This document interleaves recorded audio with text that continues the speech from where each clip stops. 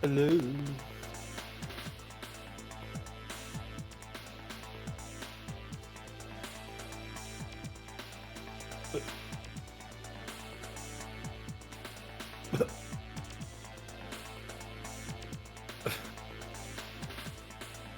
Now I feel like you're in my fucking walls. What the hell are you talking about? What's happening? Okay. Mike. Oops. Aw, everybody missed it. I'll do it again. Here, I'll hide under the desk this time. Oh yeah.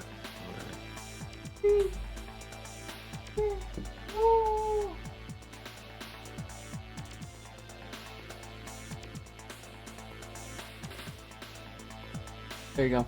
That's what you missed. Uh, Yeah. Not you. I. The other people. Oh okay. Yeah, Yeah. I heard it. Yeah, I know you heard it. Everyone else heard you. They didn't hear me. Hello. Yeah. Everyone else. Hello. Everyone else. Because I was... Oh. First of all, we're both ghosts. Oops. Ooh. I'm no longer a ghost. You are still a ghost. No. No longer. Yay! Yeah. Here I am, out of the walls, into the living Signed, room. sealed, delivered. He's mine. That's the ultimate social upgrade. Is when they invite you out of the walls and into the living room. I wouldn't want to ask, add ghost to your,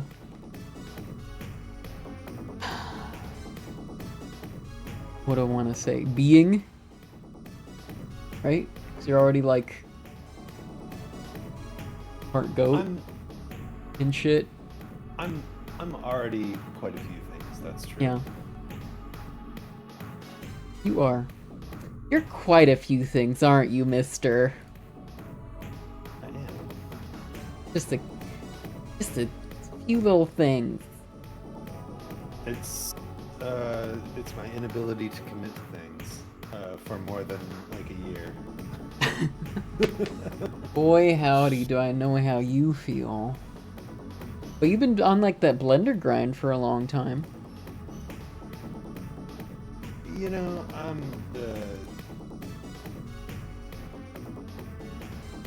it's one of those things where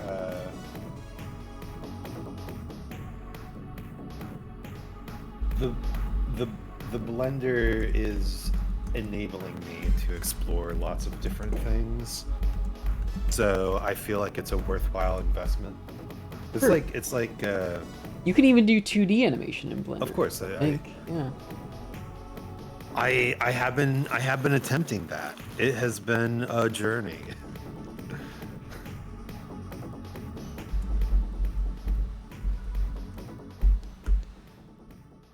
I'm still trying to find out, as you know, what is going to best serve me. Right? I think I need to get back into pixel art. Well, I mean,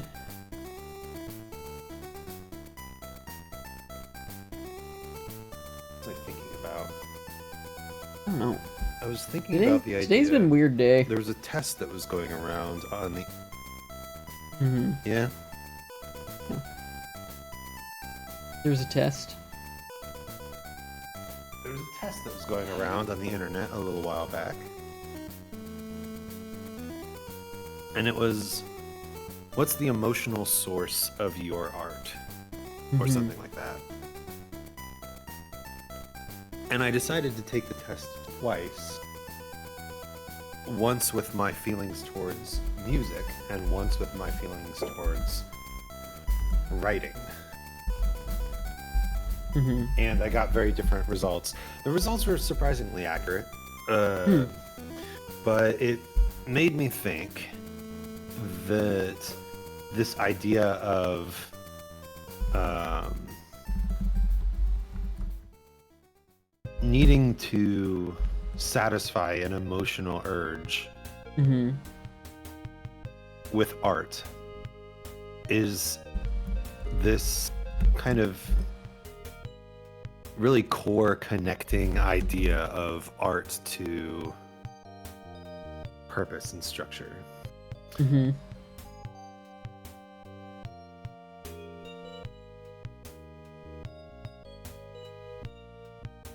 Gonna tag Con real quick so he shows up.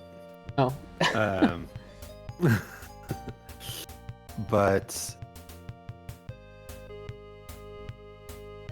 I think it took me a while to, like, I always knew I liked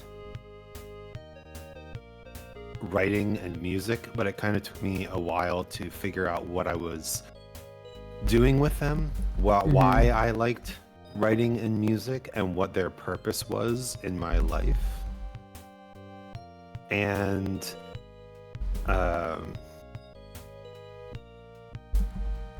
yeah, once I kind of realized those foci, those emotional emphasis points, it really helped me kind of cut out the unnecessary stuff, Mm-hmm.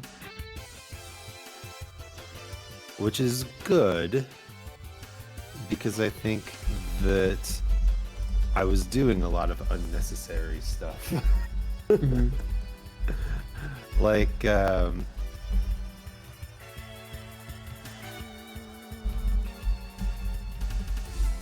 you know, the thing that I usually use writing for is as kind of a way to work out emotional problems, to go through the grieving process, if you will, of things that have happened in my life.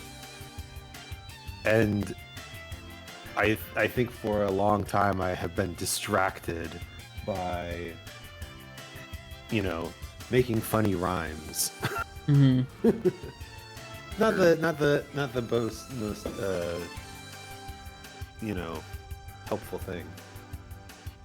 Hi, Con. Hey, woo. I heard rhymes. Rhymes. I ain't got no time for rhymes. No more. Keep it going. Keep Uh, going. Actually, here, let me. Yeah, I've got this.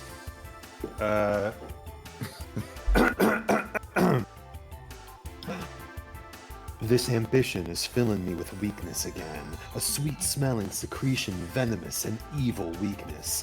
Higher ambition is a liar's admission of silent derision, poisoned with the noise in my head that says, don't rest. My ambition, higher than a pimp's mistress, toxicity reminding me of the feeling I used to perceive. Sad ambition, mad attrition, fashion isn't mad fascism. I drink a drop of poison. Annoyingly, I don't stop. I inject the ambition, reject the old wishes. No. Tell me more about your secretions. I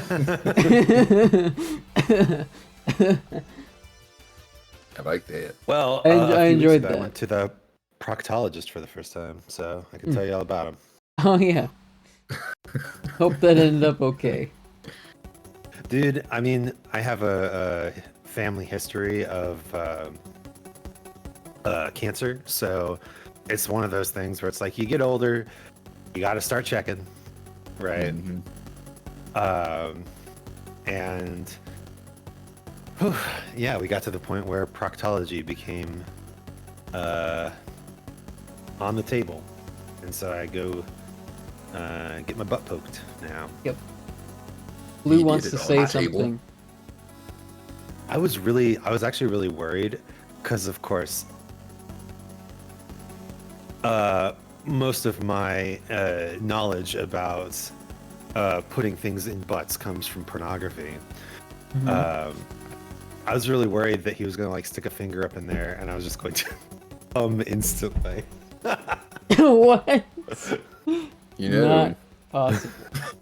It's funny you mentioned that. I've heard stories about that. Blue. Bro. My What does he wanna cousin say? used to know somebody who had that happen. Wow. I mean, I feel like that's such a. It's just you and the proctologist in there, so it's like totally a. What's it called? Urban legend. But I It's an can urban see legend. it. You gotta be like real sensitive. Like all of a sudden, guess, just like yeah. get erect and come at the same. Like what the fuck? I remember one of my. You'd already favorite have to be tweets- erect, right? Yeah. One of my favorite tweets was about that. 'cause Always it was erect like, for the hot doctor. Sorry. Yeah. It was a person. It was like if you're ever having a bad day, just know that a coworker of mine went to get a prostate exam and noted immediately and fell over and knocked over some equipment in the process. Honestly, a great experience. You get a nap in the process. Ow. It's like the most expensive orgasm ever. I mean, like prostitutes don't charge that much, right? Prostitutes. Now that's what I'm talking about. Oh no. I don't know. I don't think I could go to the same doctor again if that happened. I would have to like skip town, find a new doctor. That's funny. I'm sorry, sir. I cannot see you anymore. Before you I'm have sorry. made me come. You can't look at the doctor in the eye after that. Can't expect things to just be normal going forward. Doctor, I have to make my feelings true. You made me come. And I'll see no more of you. I must leave. You go to the doctor's office and you nail a list of 98 reasons you can't go back to the door, and it's all just I fucking came. I fucking came. I came in your office. You made me come. I can't be here. You go. The theses. The 99 prostate theses. Yeah. I'm leaving this here with your nurse. I'll see you in the next lifetime. Oh man. With that preamble, I am Cecile Celadon of the Digital Dojo, where we challenge, cooperate, and meditate on the video games and other such medias. Along with me are two fine boys. Yo. It's your boy Isaac Anzu, the lyrical, clerical, and chimerical VTuber. Dreading the days where my art is ripped from my hands by the merciless grasp of copyright. I'm spinning the wheel again because it picked me and I was Cowhide last time. Oh, yes. And Gentlemen, behold. I had sex with this machine. I guess some people are into that. I can't remember the rest of the line. Man, what a legendary stream that was. Did you like it? No, it was free. And she was drunk. She didn't know what she was doing. My I didn't boy. I didn't catch the anime stream. My boy. Oh my god, it's picked me every single time. I think I'm destined to be Cowhide. It's okay. Accept your role. I will. It's all for you. But I want to Damien. see if it happens again. Okay, fair enough.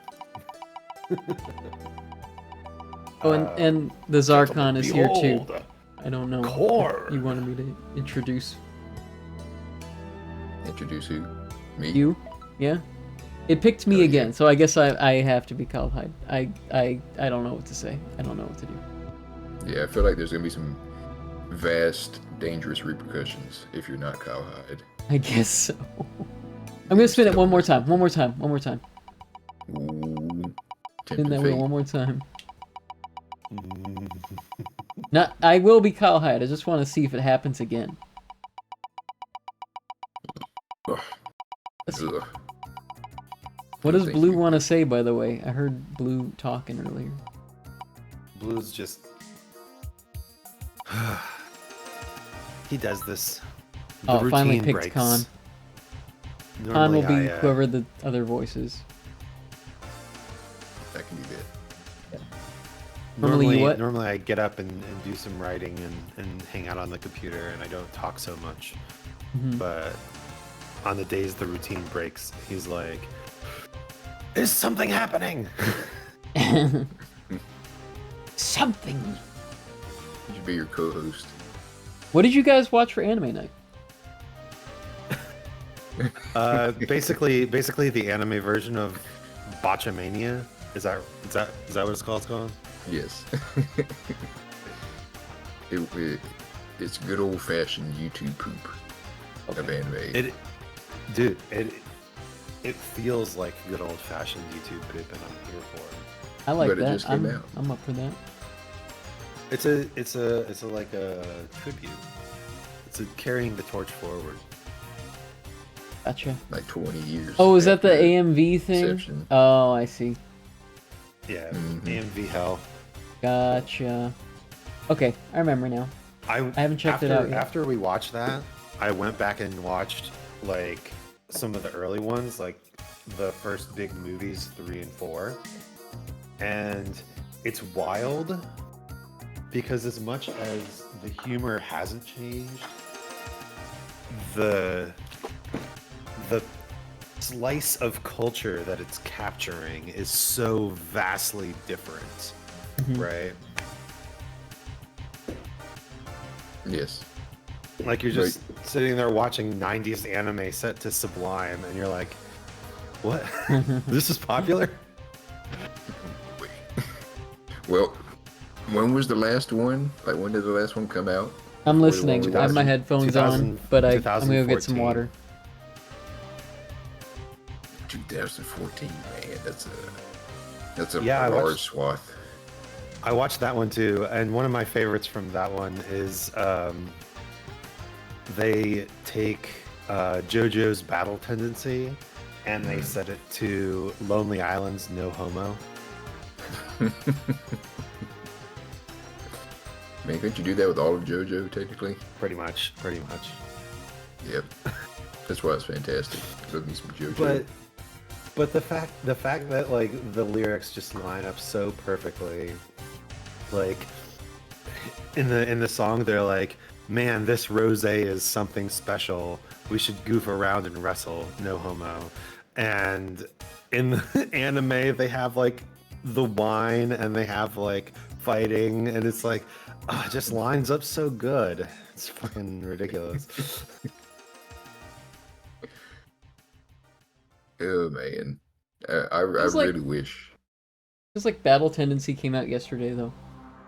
It kind of. Yeah, when you said 2014, I was like, damn, Battle Tendency's that old? Yeah, but that's how fresh JoJo is, right? Just ageless, just sublime. Well, I think With Rome. Okay, so this is a art take in general, but if you really try to tie your art to a specific time period, Yeah. then it will feel more ageless, because even as people's relationship with that time period changes temporally, they'll still see it as that time period, right? Which is why Swing has this timeless feel, because no matter what iteration of Swing we go through, by the way, looking forward to whatever the fuck Swing is in the 2030s.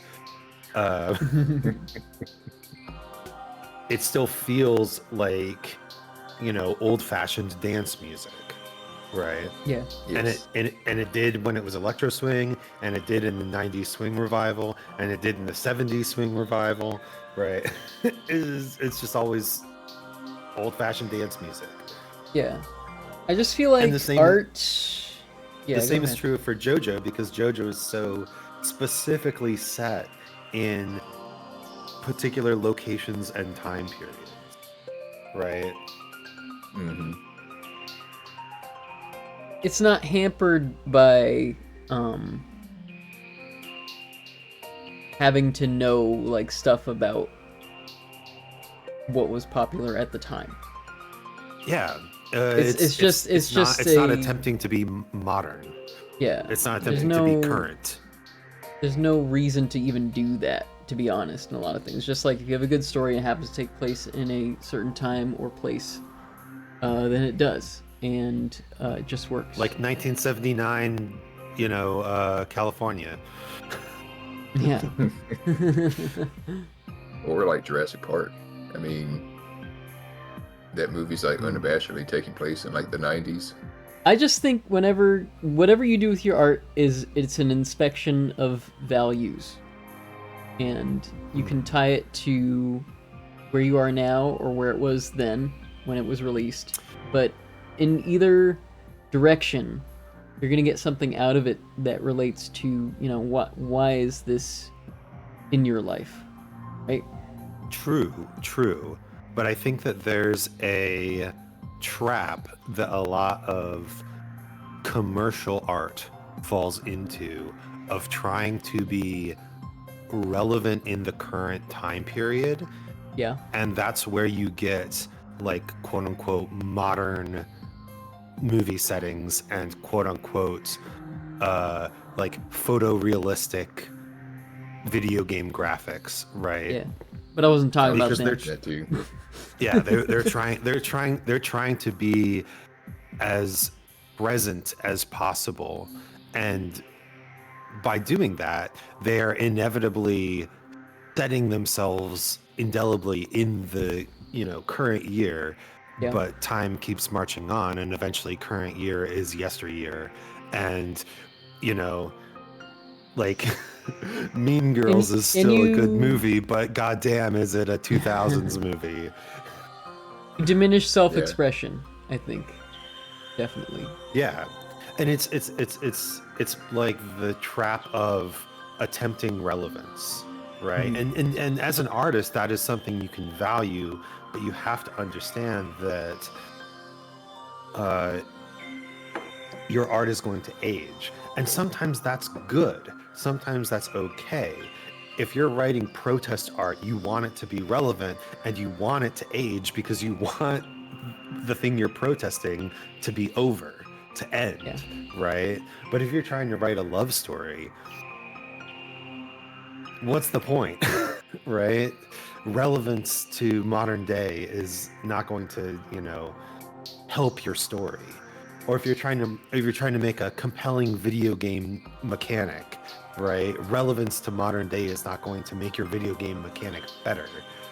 All you're going to do is have to spend more and more money on artists and programmers or whatever, your AI subscription. Yeah. And, with video games in particular, it's like the design was made how the design was. It's not related to it's related to the limitations of the time, but it's related to a set of circumstances that create that thing.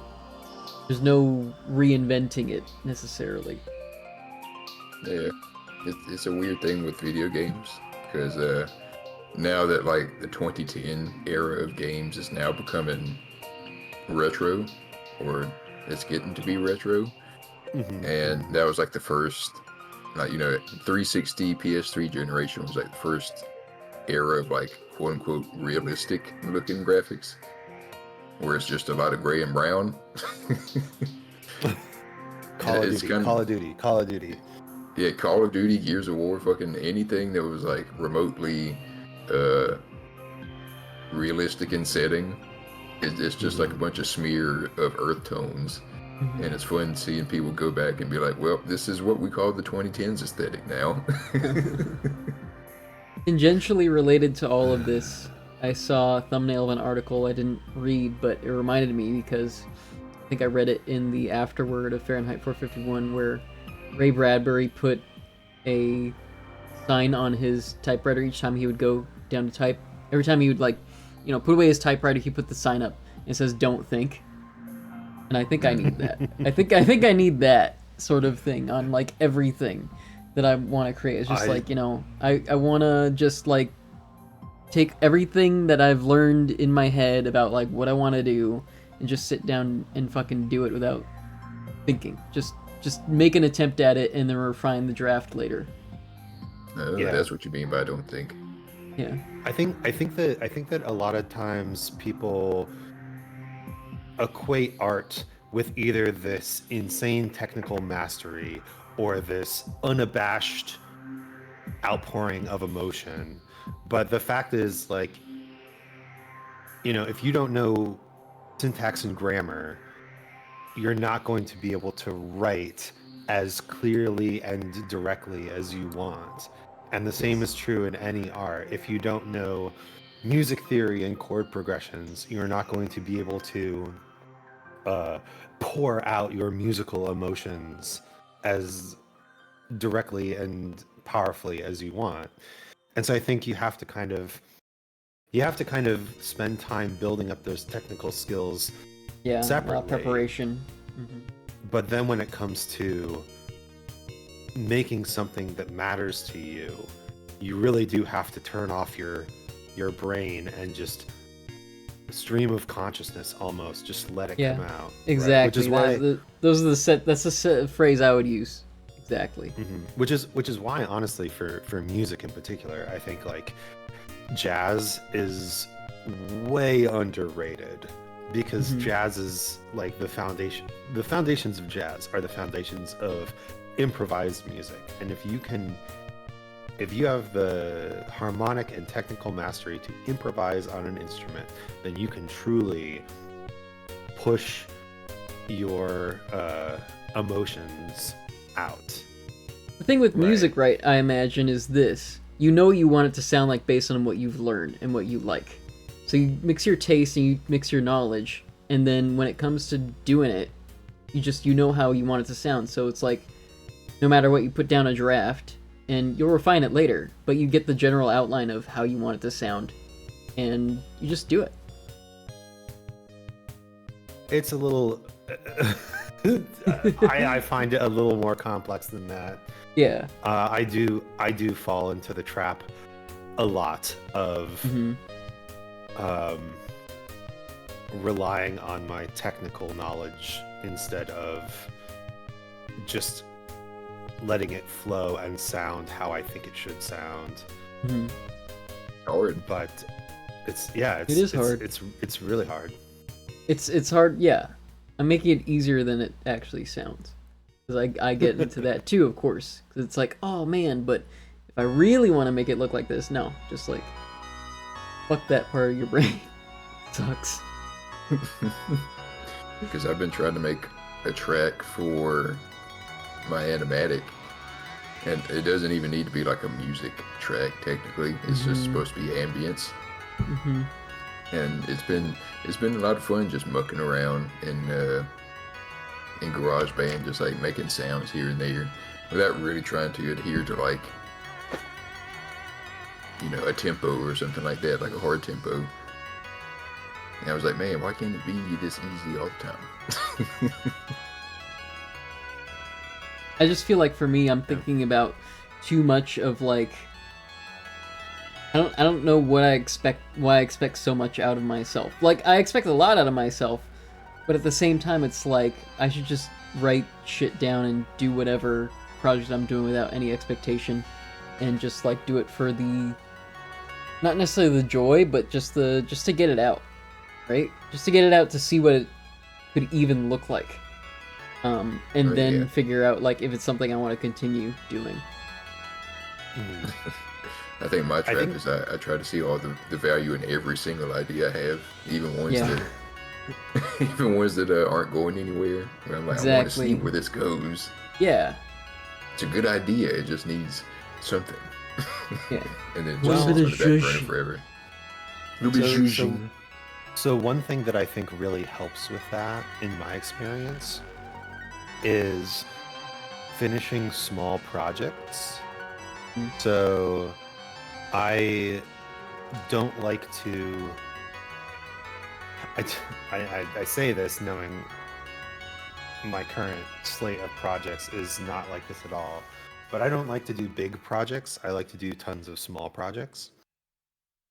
And the reason for that is because when you work an idea from start to finish, even a small one, you start to get a sense of how finishable, how expandable, how deep is this idea, right? How breedable. Sorry. Yeah. Yeah, no, exactly. Like, does this idea compel you to keep writing and creating, or Yes. is it kind of like a little one-off, right? Yeah. And And then you it s- might and- come around in unexpected ways in other things. You never know. Yeah, that's another thing. Yeah, I just gotta get over myself, you guys. End of story.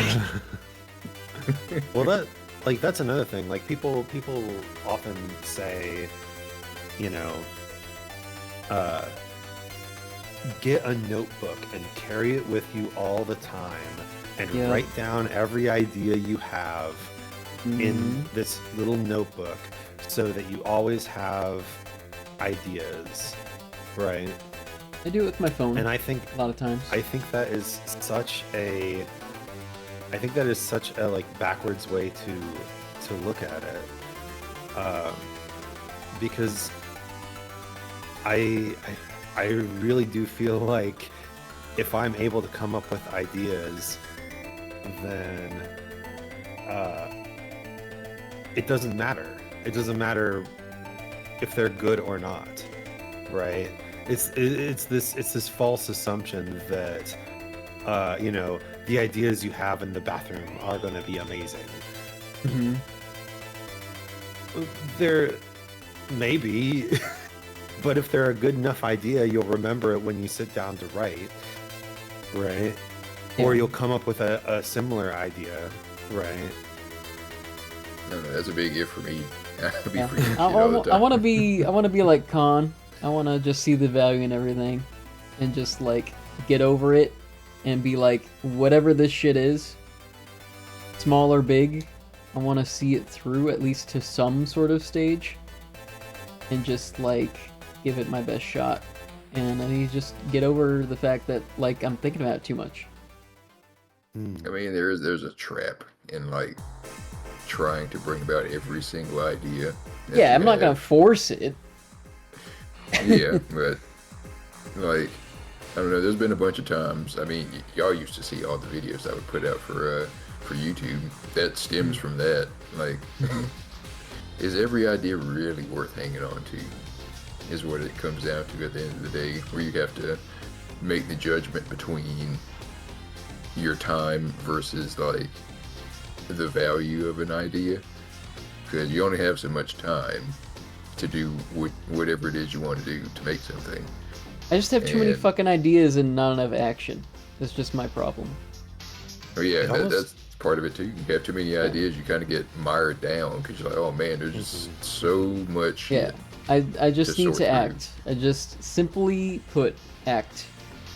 You It do almost something. feels like you need kind of a secondary process where after you've generated a bunch of ideas, you can kind of run them through a little ringer and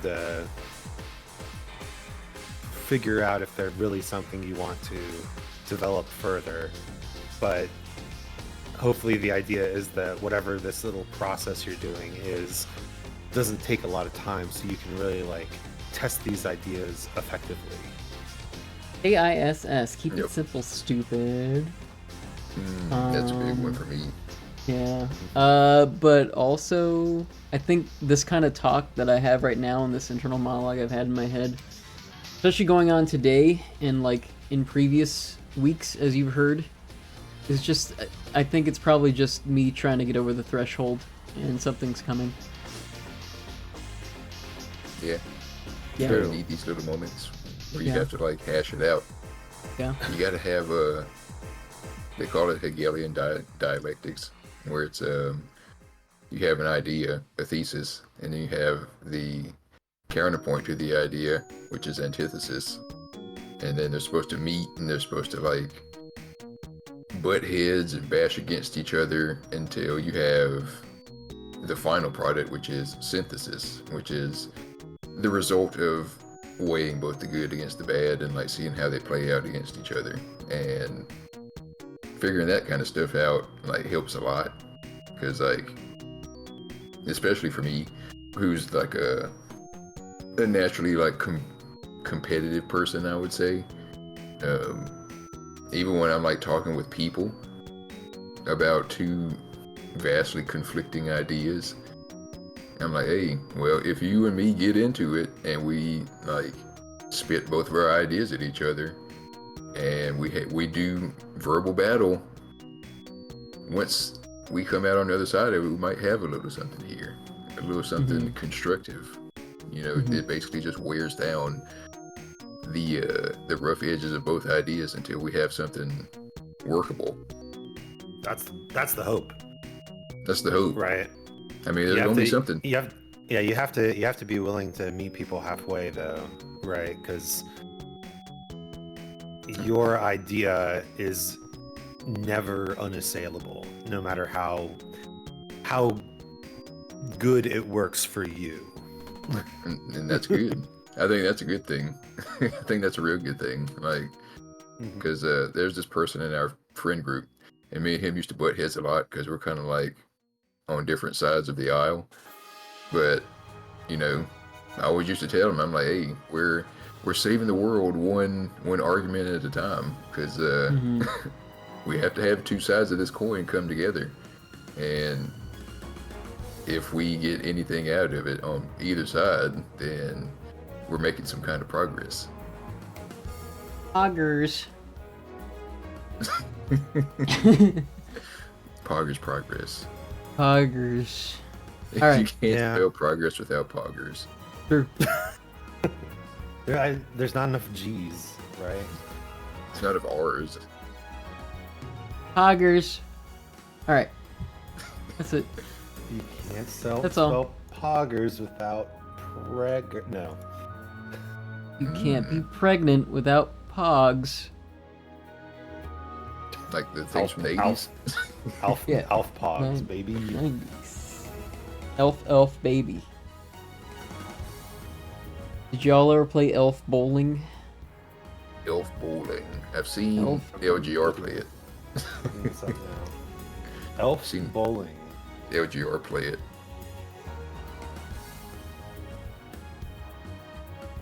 No. Man. No, I've never played this. One of my dad's and I's favorite Christmas traditions was Elf Bowling. Little crass little dudes. You know? Little crass little dudes. Yeah, I am Crass thinking of little the right dudes. game.